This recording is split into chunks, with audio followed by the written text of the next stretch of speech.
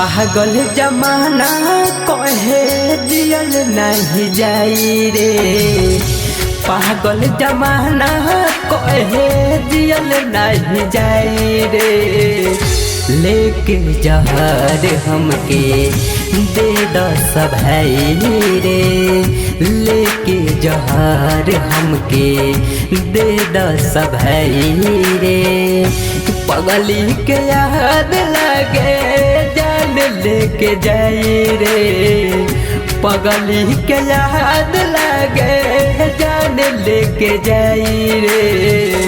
एक राल नीमन है खा के मर जाई रे।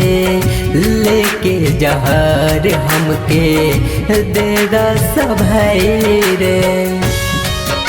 अरे दिल के दर्द बढ़ा गयू, दिलवा पर छोड़ी चला गयू।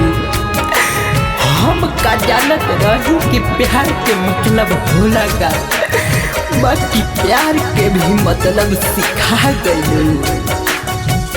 जेकरा के मननी अपन दिल के भगवान हो, उहे छीन लेलस हमर हंसी मुस्कान हो।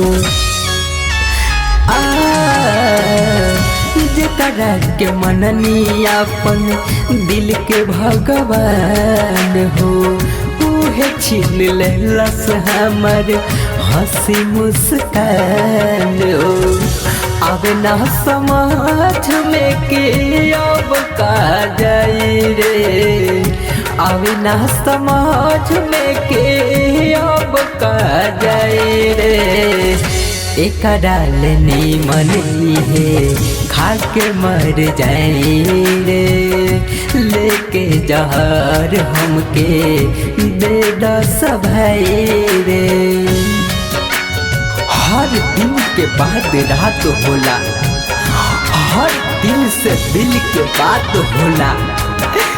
अरे हमरा के त देवे ला सब केहू धोखा। बस ऐसन लोग से हमार मुलाकात होला। सोच सोची बात है कुहू का मान रे। मरलो के बाद अब ना मिले कफन रे। सोची सोची बात कुहू का मान रे।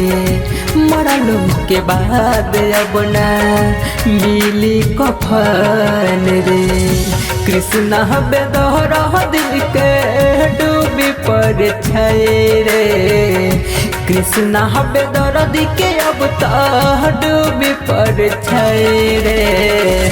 लेके जहर हमके दे दस भाई रे।